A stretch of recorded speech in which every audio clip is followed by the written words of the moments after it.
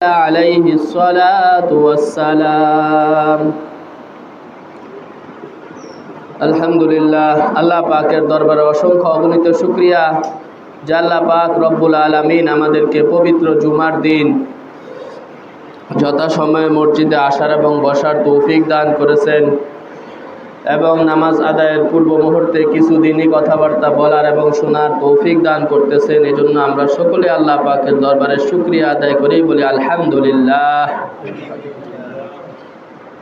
হাদিস শরীফের মধ্যে আল্লাহ রসুল বলেন যে বর্তমানে তোমরা যে অবস্থায় আছো তার সামনের দিনগুলো আরো খারাপ পরিস্থিতি আসবে। এভাবে কিয়ামত পর্যন্ত পরিস্থিতি আস্তে আস্তে খারাপ হবে। এজন্য সব সময় আমাদের উচিত হলো আমরা যেন আখিরাতকে প্রাধান্য দেই। কাফের মুশরিকরা যখন মুমিনদেরকে হত্যা করত তখন খুব খুশি হইতো যে একজন মুসলমানকে আমরা যুদ্ধে মেরে ফেলেছি। আল্লাহ তাআলা তাদের এই জবাবে কোরআনে বলছেন যে তোমরা তাদেরকে হত্যা করছো, তাই তাদেরকে তাদের উত্তম জায়গায় পাঠিয়ে দিছ। দুনিয়াতে থাকলে তারা জান্নাত কামাইতো, নিহত হওয়ার মাধ্যমে, শহীদ হওয়ার মাধ্যমে তারা দুনিয়ার এই ঝামেলা থেকে মুক্ত হয়ে আখিরাতের যে চিরস্থায়ী ঠিকানা জান্নাতের মালিক হয়ে গেছে। তো মুমিন দুনিয়াতে থাকলে সেটাও তার জন্য কল্যাণকর।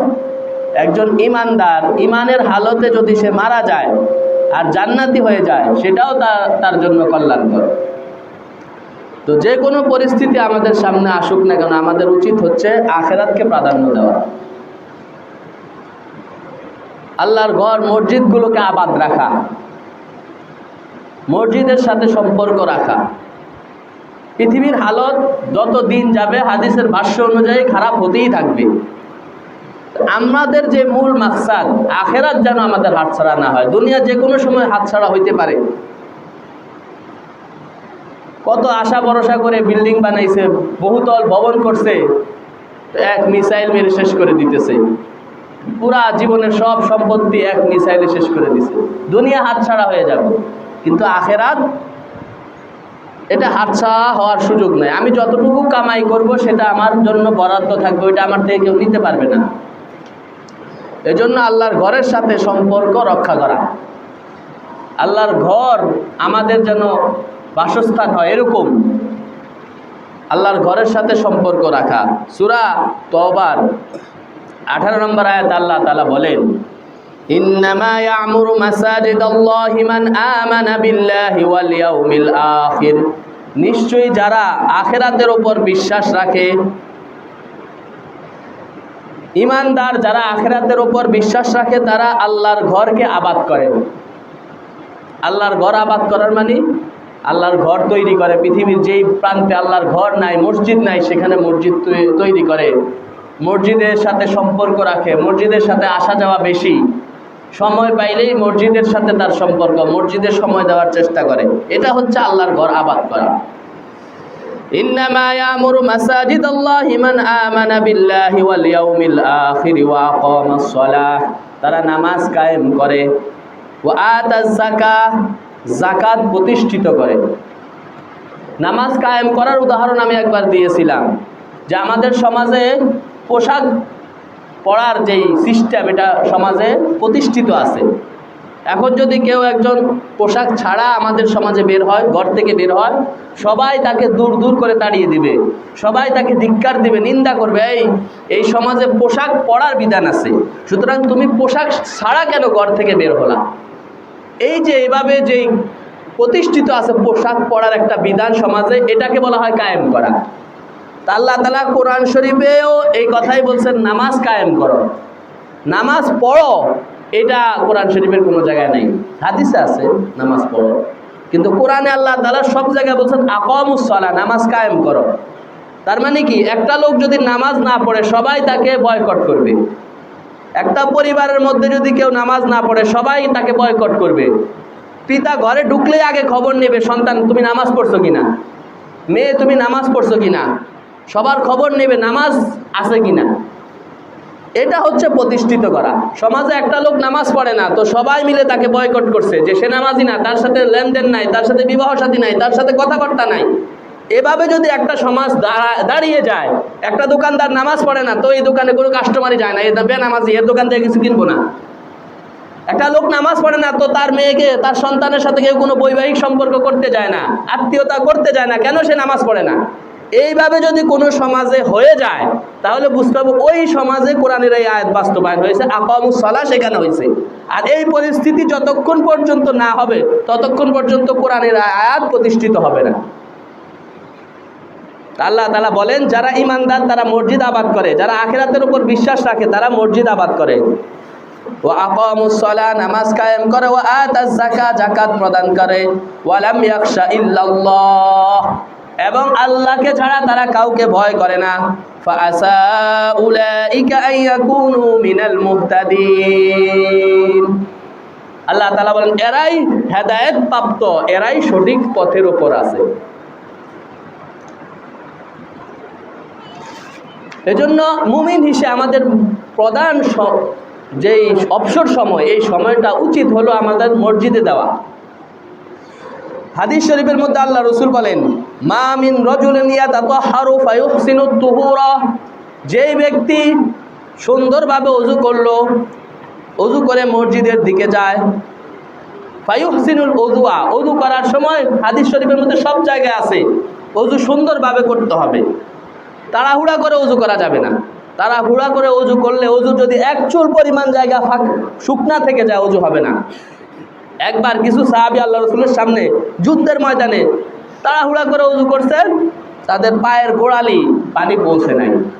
আল্লাহ রাসূল বললেন, ওয়াইলুল লিল আকাবি মিনান নার, এই পায়ের গোড়ালিগুলো জাহান্নামে যাবে, যেগুলো ওযুর পানি পৌঁছে নাই, শুকনা রয়ে গেছে। তাড়াহুড়া করে ওযু করলে এমনটা হয়।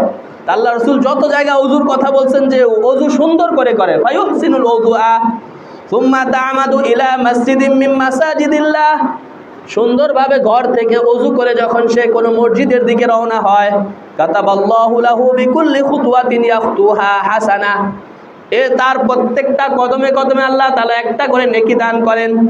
ওয়া ইয়ারফাউ বিহা দারাজা, জান্নাতের মধ্যে তার যে পজিশন ছিল, প্রত্যেকটা কদমের কারণে তার একটা করে পজিশন আল্লাহ তাআলা বৃদ্ধি করে দেন, জান্নাতের মধ্যে তার একটা করে মর্যাদা বৃদ্ধি করে দেন।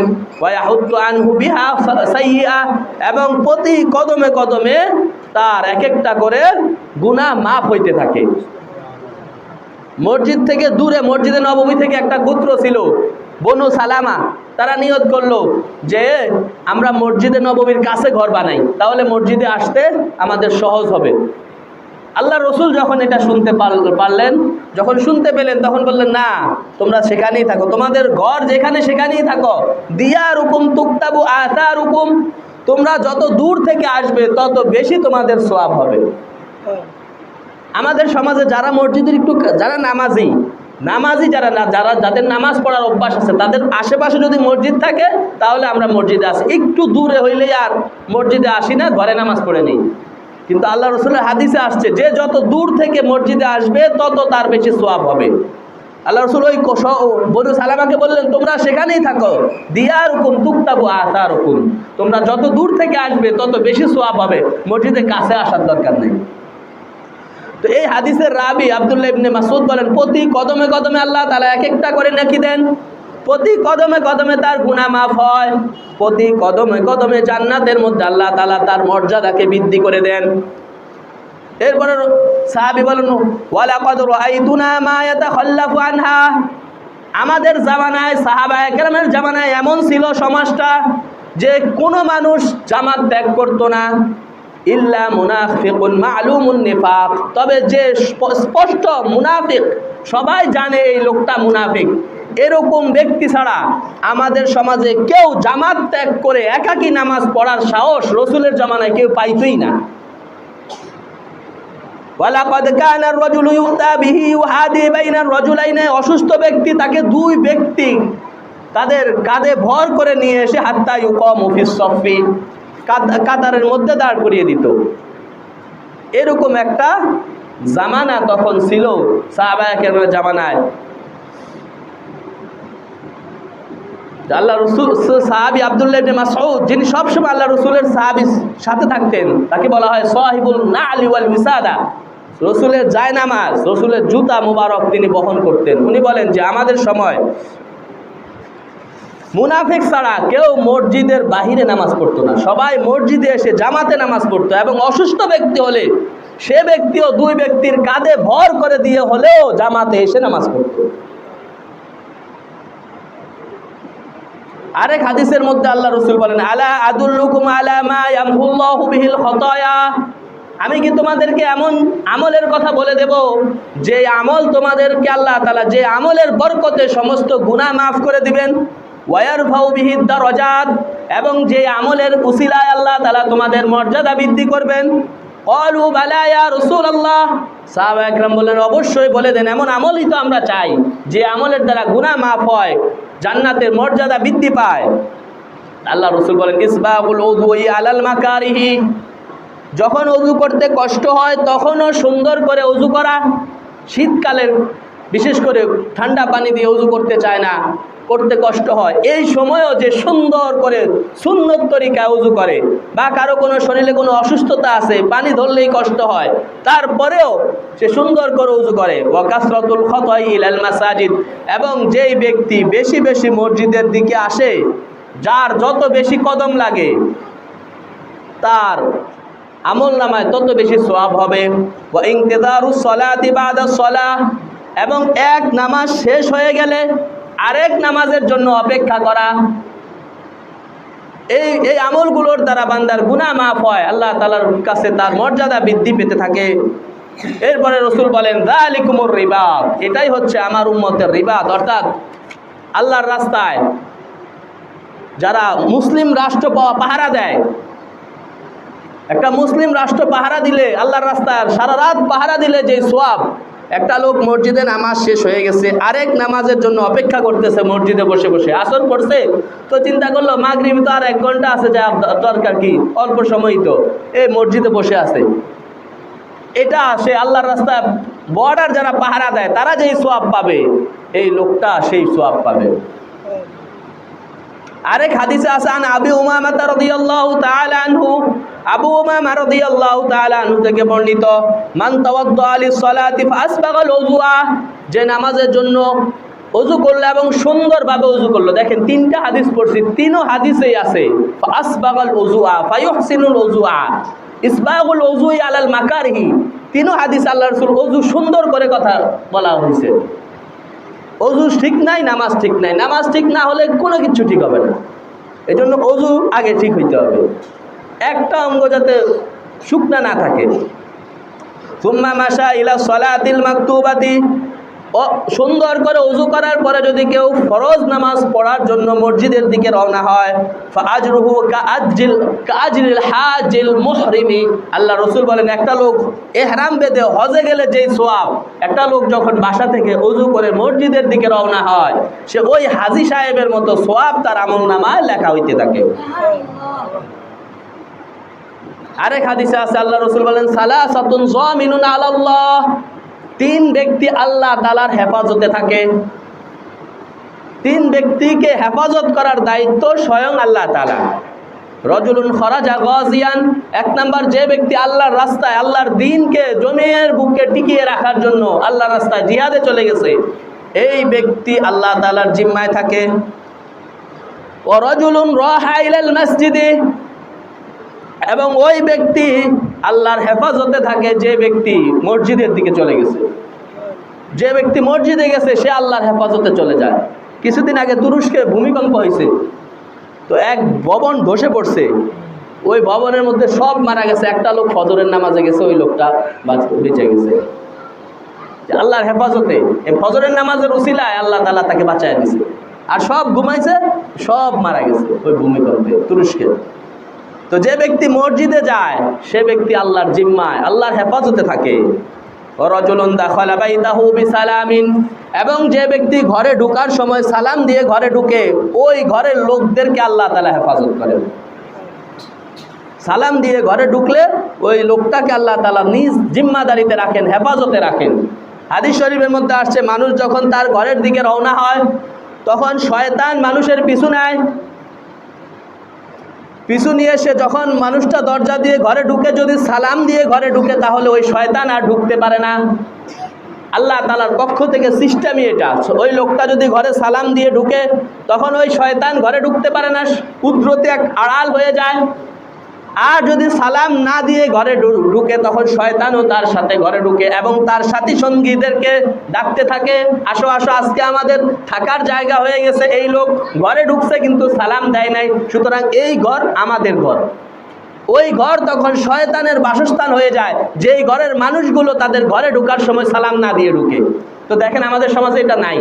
আমরা ঘরে তো অহরহ ঢুকি, প্রতিদিন অফিস থেকে আসতেছি, কর্মস্থল থেকে আসতেছি, আমাদের মধ্যে হিসাব করলে আমি নিজেকে প্রশ্ন করি যে আমি সালাম দিয়ে ঘরে ঢুকি কিনা। কারণ আমার লজ্জা লাগে, ঘরে তো আমার স্ত্রী আছে, ঘরে তো আমার মেয়ে আছে, ঘরে তো আমার ছেলে আছে, এদেরকে আবার সালাম দেয় কিভাবে? সালাম দিলে মসজিদের ইমাম সাহেবরে দেব, সালাম দিলে মসজিদের হুজুর খতিব সাহেবরে দেব, আমার বউরে আবার কেমনে সালাম দেয়? আমাদের ভিতরে এই একটা অহংকার, এই একটা রোগ আমাদের ভিতরে রয়ে গেছে, যার কারণে আমরা ঘরে ঢুকতে সালাম দেই না।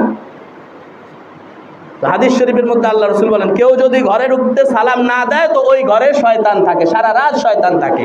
এরপরে শয়তান অবস্থান করতে থাকে, যখন খাবার সময় হয় দেখে খাবারের সময় সে বিসমিল্লাহ বলে কিনা। যদি বিসমিল্লাহ বলে খাবার খায়, ওই শয়তান সারা রাত ওই ঘরে ক্ষুধার্ত থাকে। আর যদি বিসমিল্লাহ ছাড়া খাবার খায়, তখন শয়তান বলে, আসো, এই ঘরের সব খাবারও আমাদের, এই ঘরও আমাদের, আজকে এই ঘরে আমরা আনন্দ ফুর্তি করবো। কারণ এই ঘরে যে ঢুকছে সে ঢুকতেও সালাম দেয় নাই, খাবার যখন খাইছে তখনও বিসমিল্লাহ বলে নাই, সুতরাং এই খাবারও আমাদের, এই ঘরও আমাদের।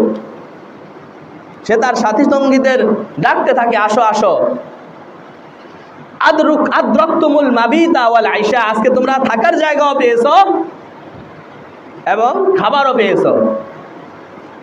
তো এই তিন ব্যক্তি যারা ঘরে ঢুকতে মসজিদে আল্লাহর রাস্তায় আছে, সে আল্লাহর জিম্মায়।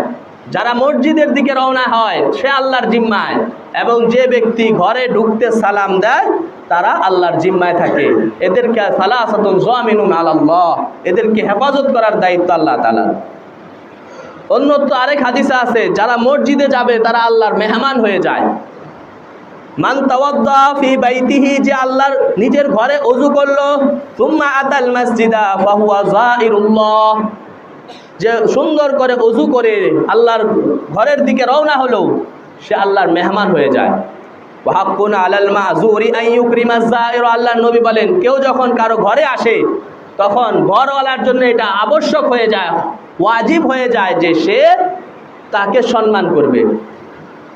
তো যে কেউ যখন আল্লাহর ঘরে আসে, মসজিদে আসে, তখন সে আল্লাহর মেহমান হয়ে যায়। আমরা সপ্তাহে, অনেকে আছে সপ্তাহে মাত্র একবার হই আল্লাহর মেহমান। আর পৃথিবীর যেটা সবচেয়ে নিকৃষ্ট জায়গা, দুনিয়া হচ্ছে আল্লাহর কাছে সবচেয়ে নিকৃষ্ট। এবং দুনিয়ার সামান যেখানে বিক্রি হয়, দুনিয়াবি আসবাব যেখানে বিক্রি হয়, সেটা হচ্ছে সবচেয়ে নিকৃষ্ট। দুনিয়ার সামান কোথায় বিক্রি হয়? বাজারে। এজন্য বাজার হচ্ছে আল্লাহ তাআলার কাছে সবচেয়ে নিকৃষ্ট। আর আখিরাতের সামান হচ্ছে বিক্রি হয় মসজিদে। এজন্য হাদিসে আসছে, আল মাসাজিদু সুকুম মিন আসওয়াকিল আখিরাহ, আখিরাতের বাজারগুলার একটা বাজার হচ্ছে দুনিয়ার এই মসজিদগুলা। এখান থেকে আখিরাতের সামান মানুষ কিনে নেয়। কিন্তু আমাদের সম্পর্ক হয়ে গেছে আখিরাতের মসজিদগুলার সাথে না, বাজারের সাথে সম্পর্ক। অথচ সাহাবায়ে কেরামের একটা জামানা ছিল, ওনারা শুধু প্রয়োজন হলে মসজিদের থেকে বাইর হইতেন, আর বেশিরভাগ সময় মসজিদে দিতেন, বাজারে খুব কম সময় দিতেন। তো যারা মসজিদে আসা যাওয়া করে, তাদের ব্যাপারে আসছে আল্লাহ তাআলা তাদের মেহমানদারি করবেন জান্নাতের মধ্যে। যতবার সে দিনে মসজিদে আসছে, ততবার তার জন্য জান্নাতে মেহমানদারির ব্যবস্থা করা হবে। এবং অন্যান্য মুমিনদেরকে কাল কিয়ামতের মাঠ পুরাটাই অন্ধকার হবে, এই অন্ধকারের নিজের আমল আলো হবে। হাদিস শরীফের মধ্যে আসছে, বাশশিরিল মাশাইনা ফিয যুলামি ইলাল মাসাজিদি বিন নূরিত তাম্মি ইয়াউমাল কিয়ামা, যারা অন্ধকারের মধ্যে মসজিদে যায়, কাল কিয়ামতের মাঠে তাদেরকে পরিপূর্ণ নূরের সুসংবাদ তোমরা দিয়ে দাও। তাদের চতুর্দিকে আলো থাকবে। যারা এই অন্ধকারের ভিতরে মসজিদে আসে, আল্লাহর ঘরের সাথে যাদের যাতায়াত থাকে, তাদেরকে কাল কিয়ামতের মাঠে পরিপূর্ণ নূর দেওয়া হবে, আলো দেওয়া হবে, তাদের চলতে কোনো কষ্ট হবে না। আরেক ফজিলত আসছে, আরশের নিচে ছায়া দিবেন আল্লাহ তাআলা। কাল কিয়ামতের মাঠে সূর্য থাকবে 1 বিঘত উপরে অথবা 1 হাত উপরে। এত উপর থেকে সূর্যের আলো আসে আমাদের, আমরা সহ্য করতে পারি না। ফ্যান লাগে, এসি লাগে, আরো কত ফ্যাসিলিটি লাগে, কিন্তু তখন এই আধা হাত উপরে অথবা 1 বিঘত উপরে সূর্য থাকবে মানুষের। তখন আল্লাহর আরশের ছায়া ছাড়া আর কোনো ছায়া থাকবে না। সাবাতুন ইউযিল্লুহুমুল্লাহু ফি যিল্লিহি ইয়াওমা লা যিল্লা, হাদিস শরীফের মধ্যে আসছে ওই কিয়ামতের কঠিন মুসিবতের দিনে, যেদিন আল্লাহর আরশের ছায়া ছাড়া আর কোনো ছায়া থাকবে না, সেদিন আল্লাহ তাআলা 7 শ্রেণীর লোককে আল্লাহ তাআলা আরশের নিচে ছায়া দিবেন। 1 নম্বর ইমামুন আদিলুন, ন্যায়পরায়ণ বাদশাহ, যে রাষ্ট্রে ন্যায়পরায়ণতার সাথে তার রাষ্ট্র পরিচালনা করেছে, তাকে আল্লাহ তাআলা আরশের নিচে ছায়া দিবেন। রজুলুন যাকারাল্লাহু খালিয়ান ফাফাদাত আইনাহু, ওই ব্যক্তিকে আল্লাহ তাআলা আরশের নিচে ছায়া দিবেন। যে ব্যক্তি গোপনে আল্লাহর জিকির করতেছিল, কেউ দেখে না, গোপনে একটা তাসবিহ নিয়ে সুবহানাল্লাহ সুবহানাল্লাহ সুবহানাল্লাহ আল্লাহর জিকির করতে করতে, ফাফাদাত আইনাহু, আল্লাহর জিকির করতে করতে, আল্লাহর মহব্বতে, আল্লাহর ইহসানের কথা স্মরণ করে, আল্লাহর দয়ার কথা স্মরণ করে তার চোখ দিয়ে পানি পড়ে গেছে, এই ব্যক্তিকে কাল কিয়ামতের মাঠে আল্লাহ তাআলা আরশের নিচে ছায়া দিবেন। ওয়ারাজুলানে তাহাব্বা ফিল্লাহ, এবং ওই 2 ব্যক্তিকে আল্লাহ তাআলা আরশের নিচে ছায়া দিবেন, যারা একজন অপরজনকে মহব্বত করত আল্লাহর জন্য। ইজতামা আলাইহি, আল্লাহর মহব্বতেই তারা একত্রিত হতো। ওয়া তাফাররাকা আলাইহি, আল্লাহর মহব্বতেই আবার পৃথক হতো। এই 2 ব্যক্তি যারা আল্লাহর জন্য মহব্বত করতে একে অপরকে, এদেরকে আল্লাহ তাআলা আরশের নিচে ছায়া দিবেন।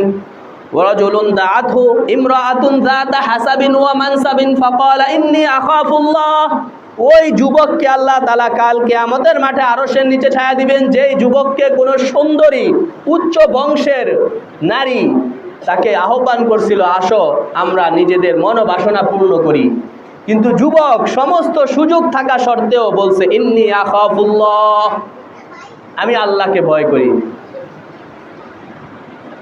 আমাদের দেওবন্দ মাদ্রাসায় এক ছাত্র ছিল, অনেক সুন্দর তালেবে ইলম, বাসা থেকে যাইতো, তো এক মেয়ের তার উপর কুনজর পড়ছে।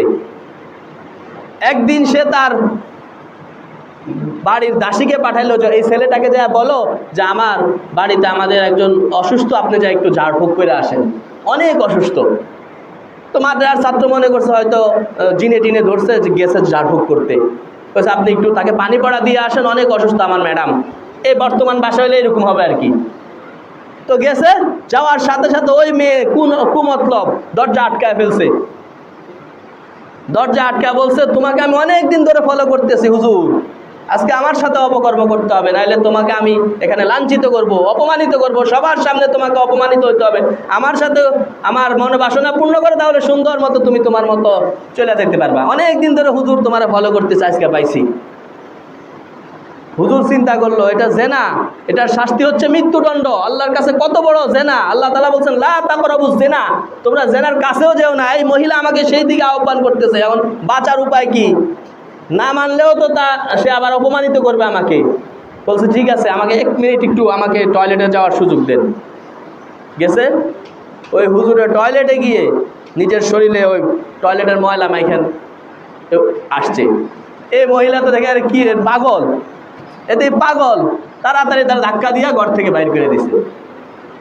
সে পাশের এক পুকুর থেকে গোসল করে যেটা মাদ্রাসার ক্লাসরুমে ঢুকছে, ঢুকার সাথে সাথে পিছন দিয়ে ঢুকছে। উস্তাদ বলতেছে এখন কে আসছে, এই মাত্র ক্লাসরুমে কে ঢুকছে? তখন সে তো ভয় পেয়ে গেছে, মনে হয় আমার শরীরে দুর্গন্ধ, এই জন্য হুজুর বুঝতে পারছে। বলছে হুজুর আমি মাত্র আসছি, দাঁড়ায় গেছে যে এই ঘটনা ঘটছে আমার সাথে। পরে হুজুর বলতেছে না, তুমি মসজিদ ক্লাসরুমে ঢুকার সাথে সাথে তোমার শরীর থেকে মেশকে আম্বরের ঘ্রাণ বাইরে দিতেছে, মেশকে আম্বরের ঘ্রাণ বাইরে দিতেছে। উনি যতদিন বেঁচে ছিল পৃথিবীতে, ওনার শরীর থেকে মেশকে আম্বরের ঘ্রাণ বাইরে হইতো। উনি যেই দোপার কাছে জামা ধুইতে দিতেন, বড় বড় রাজা বাদশারা ওই দোপার কাছে জামা ধুইতে দিত, কারণ ওনার জামার সাথে যে জামা লাগতো ওই জামা থেকে মেশকে আম্বরের ঘ্রাণ বাইরে দিত। সারা জীবন উনি যত, ওনাকে মেশকি হুজুর বলা হইতো। সারা জীবন এই যে শরীরের মধ্যে নাপাকি লাগাইছে আল্লাহর জন্য, জেনা থেকে বাঁচার জন্য, এই নাপাকের গন্ধকে আল্লাহ তাআলা মেশকে আম্বরের ঘ্রাণে পরিণত করে দিয়েছে। ওনার মৃত্যুর আগ পর্যন্ত ওনার শরীর থেকে ঘ্রাণ আসতো, উনি যে রাস্তা দিয়ে যাইতেন ওই ঘ্রাণ আসতো, ওনাকে মেশকি হুজুর বলে ডাকতো মানুষ। এরকম রজুলুন দাতহু ইমরাতুন দাত হাসাবিন ওয়া মানসাবিন, যাকে একটা সুন্দরী মেয়ে ডাকছিল অপকর্ম করার জন্য, কিন্তু সে বলছে ইন্নী আখাফুল্লাহ, আমি আল্লাহকে ভয় করি। সে ওই অপকর্মে সাড়া দেয় নাই, তার ডাকে সাড়া দেয় নাই, আল্লাহ তাআলা তাকে আরশের নিচে ছায়া দিবেন। রজুলুন কলবুহু মুআল্লাকুম বিল মাসাজিদ, ওই ব্যক্তির কে আল্লাহ তাআলা আরশের নিচে ছায়া দিবেন যার অন্তরটা সব সময় মসজিদের সাথে লাগা থাকে।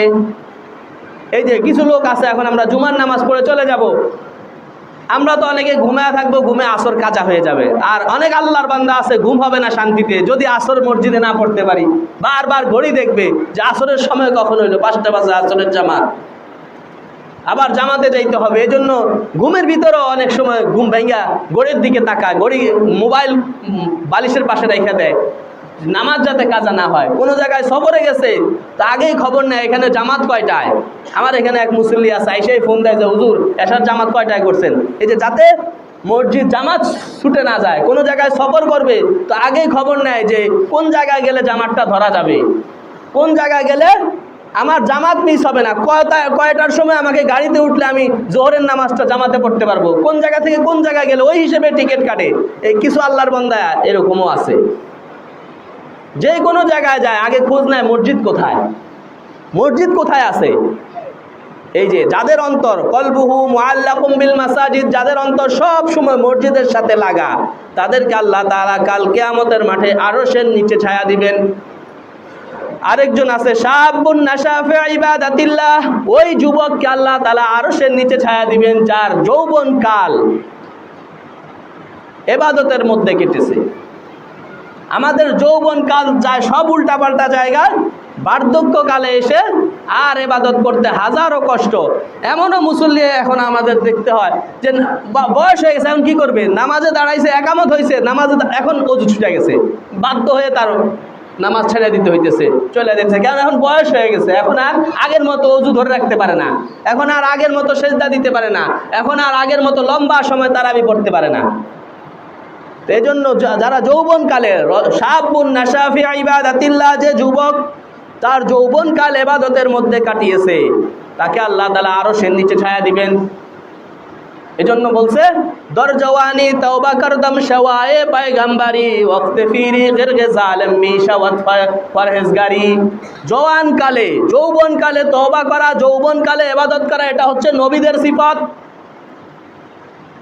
কেননা যৌবন চলে গেলে তখন বৃদ্ধ বাঘও সে ফরহেজগার সাজে না, হরিণ হত্যা করা যাবে না, হরিণ হত্যা জীব হত্যা মহাপাপ, আমি এখন আর হরিণের উপর আক্রমণ করবো না। এখন তো সে দুর্বল হয়ে গেছে, এখন সে পারে না, এই দুর্বলতা ঢাকতে গিয়ে এখন বলে কি না, জীব হত্যা মহাপাপ, আমি আর হরিণ তওবা করতেছি, আমি আর হরিণ হত্যা করব না। তো যৌবনকালে আইসা মসজিদে পড়ে থাকে না, তারা হচ্ছে আরশের নিচে ছায়া পাবে যারা যৌবনকাল ইবাদতের মধ্যে কাটাইছে। এবং আরো হাদিসে সুসংবাদ আছে, যারা যৌবনকাল ইবাদতে কাটায়, বার্ধক্য হওয়ার পরে তখন ইবাদতের মধ্যে যদি কমতি হয়, আল্লাহ বলবেন যে না, সে যৌবনকাল ইবাদতের মধ্যে কাটাইছে, এখন তো আমি তাকে দুর্বল করে দিছি, আমি যদি তাকে দুর্বল না করতাম সে আগের মতোই ইবাদত করত। সুতরাং যৌবনে যে আমলগুলা সে করত, সেই আমলগুলা এখনো তার লিখে দাও, এখনো সে আমলই লিখতে থাকো, যেহেতু দুর্বল সে, এখন আমি করছি, আমি আল্লাহই তাকে দুর্বল করছি। এই জন্য যৌবনকালে যে যত বেশি ইবাদত করবে, বৃদ্ধ হওয়ার পরে ওই ইবাদত না করতে পারলেও আল্লাহ তাআলা তাকে ওই ইবাদতেরই সওয়াব দিবেন। তো অন্য দেশের মানুষগুলা যুবক বয়সে হজে যায়, আর আমাদের বাংলাদেশ এই দেশের মানুষগুলা সব বুড়া হইলে হজে যায়। তো একটা করে 10টা ভুল করে, একটা করলে আরেকটা করে।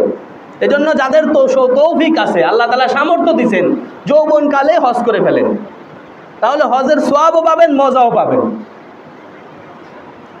অনেকের অনেক জায়গা জমি আছে, 1 খণ্ড জমি বিক্রি করলে আপনি হজ করতে পারেন। এখন 1 কাঠা জমির দাম 7-8 লাখ টাকা। 1 কাঠা জমি বিক্রি করলে এই জমি তো কবরে নিয়ে যাওয়া যাবে না। হাদিসে আসছে যে হজ ফরজ হইল কিন্তু হজ করলো না, সেই ইহুদি নাসারা হইয়া মরুক। আল্লাহ রাসূল এভাবে বলছেন। তো এই যৌবন কালেই আমরা হজ করে ফেলবো, আল্লাহ যদি তৌফিক দেন। এরপর আরেক হাদিসের মধ্যে আসছে, যারা যৌবনকাল ইবাদতের মধ্যে কাটিয়েছে, এদেরকে আল্লাহ তাআলা আরশের নিচে ছায়া দিবেন। এবং যার মসজিদের সাথে যার অন্তর লেগে থাকে, তাকে আল্লাহ তাআলা আরশের নিচে ছায়া দিবেন। অন্য আরেক হাদিসে আছে আল মালাইকাতু ইউসাল্লু আলাইহি মা দামা ফি সালাতিন, একজন লোক যতক্ষণ পর্যন্ত মসজিদে থাকে, আল মালাইকাতু ইউসাল্লি আলাইহি মা দামা ফি মুসাল্লাহু, যেখানে সে নামাজ পড়ছে সেখানে সে যদি বসে থাকে, কোনো ইবাদত করে না, শুধু বসে আছে, ফেরেশতা তার জন্য দোয়া করতে থাকে। মসজিদে বসে থাকলে ফেরেশতার দোয়া করে, ইমাম খতিব সাহেব দোয়া করা লাগে না, স্বয়ং আল্লাহর ফেরেশতারা তার জন্য দোয়া করতে থাকে, আল্লাহুম্মা আরহামহু আল্লাহুম্মা গফির লাহু, আল্লাহ আপনি তাকে ক্ষমা করে দেন, আল্লাহ তাকে শান্তিতে রাখেন, আল্লাহ তার উপর রহম করুন। ফেরেশতাদের মিছিল শুরু হয় আরশে আজিমের চতুর্পাশে, যারা মসজিদে নামাজের পরে নামাজের জন্য বসে থাকে, অথবা নামাজ শেষ হয়ে গেছে আরেক নামাজ আসবে এজন্য বসে থাকে, এদের জন্য ফেরেশতারা দোয়া করতে থাকে। এজন্য আমরা চা দোকানে বিভিন্ন আজে বাজে জায়গায় সময় না দিয়ে অবসর যেই সময়গুলা, এই সময়গুলা মসজিদে দেওয়ার চেষ্টা করব। বিশেষ করে আমাদের যাদের জীবনের শেষ প্রান্তে আমরা পৌঁছে গেছি, আমাদের বৃদ্ধ বাবাজিরা এখনও আমরা দোকানে বসে থাকতে মজা পাই, মসজিদে বসার যে মজা, সেই মজা আমরা এখনও পাইলাম না। ফেরেশতারা দোয়া করতে থাকে যে আল্লাহ তার উপর রহম করুন, আল্লাহ তাকে শান্তিতে রাখেন, আল্লাহ তার গুনাহ খাতা মাফ করেন। এজন্য বাকি সময়গুলো আমরা মসজিদে দেওয়ার চেষ্টা করব। একবার আব্দুল্লাহ ইবনে আব্বাস রাদিয়াল্লাহু তাআলা আনহু থেকে বর্ণিত হাদিস শরীফের মধ্যে আসছে, আল্লাহ রাসূল স্বপ্ন দেখছেন, স্বপ্নের মধ্যে আল্লাহ তাআলা বলছেন, মুহাম্মদ জানো সাল্লাল্লাহু আলাইহি সাল্লাম ফেরেশতারা কি নিয়ে আলোচনা করতেছে? আল্লাহ রাসূল বলেন, উত্তর নিজেই দিয়েছেন, যারা মসজিদে বসে থাকে তাদের সওয়াব নিয়ে ফেরেশতারা প্রতিযোগিতা করে, তাদের সওয়াব যে কত বেশি হবে এটা নিয়ে ফেরেশতাদের মধ্যে প্রতিযোগিতা হয়, কথাবার্তা হয়। এজন্য মসজিদে যত সময় দেওয়া যায়, যারা মসজিদে সময় দেয়, আল্লাহ রাসূল বললেন আশা বি খায়রিন, তাদের জীবনও কল্যাণকর, মাতা বি খায়রিন, তাদের মৃত্যুও কল্যাণকর। এবং কানাকা ইয়াউমিন ওয়ালাদাতহু উম্মুহু, সে তার গুনাহ থেকে, যারা বেশি থেকে বেশি সময় মসজিদে দিতে পারে তারা গুনাহ থেকে এমনভাবে বেরিয়ে যায়, কা ইয়াউমিন ওয়ালাদাতহু উম্মুহু, একেবারে মায়ের পেট থেকে যেদিন জন্ম হয়েছিল সেদিন যেরকম তার কোনো গুনাহ ছিল না, ওই রকম সে নিষ্পাপ হয়ে যায়। এজন্য আপনাদের কাছে অনুরোধ, আজে বাজে জায়গায় সময় না দিয়ে, যাদের ব্যস্ততা নাই, অবসর সময় আল্লাহ দিয়েছেন, এই সময়গুলো আমরা মসজিদে দেওয়ার চেষ্টা করব। তাহলে আমাদের দুনিয়াও সুন্দর হবে, আখিরাতও সুন্দর হবে। আমরা সংক্ষেপে শুনে নেই যে মসজিদে বেশি থেকে বেশি সময় দিলে যে ফজিলত, তার সংক্ষেপে আমরা শুনে নেই। 1 নাম্বার, যারা মসজিদে থাকবে তারা আল্লাহর মেহমান, তারা ফেরেশতাদের দোয়া পেতে থাকবে, তাদের গুনাহ মাফ হইতে থাকবে, জান্নাতে তাদের মর্যাদা উঁচু হবে, মর্যাদা বাড়বে। কিয়ামতের দিন তাদেরকে আল্লাহ তাআলা আরশের নিচে ছায়া দিবেন, এবং তাদেরকে কিয়ামতে বিশেষ আলোর ব্যবস্থা, লাইটিংয়ের ব্যবস্থা করা হবে যাদের সম্পর্ক মসজিদের সাথে, এবং তারা মসজিদে থেকে জিহাদের সওয়াব পেতে থাকবে, হজ উমরার সওয়াব পাবে। যারা মসজিদের সাথে যাদের সম্পর্ক বেশি থেকে বেশি অবসর সময় পাইলেই মসজিদে সময় দেওয়ার চেষ্টা করে, হজ এবং উমরার সওয়াব তাদের আমলনামায় যুক্ত হবে। এবং মসজিদে বসে থাকলে, শুধু বসেছিল, এই বসে থাকার কারণে তার আমলনামায় নামাজের সওয়াব হবে এবং যারা মসজিদের সাথে সম্পর্ক রাখে তাদের জীবন, আল্লাহ রাসূল বলেছেন, তাদের জীবন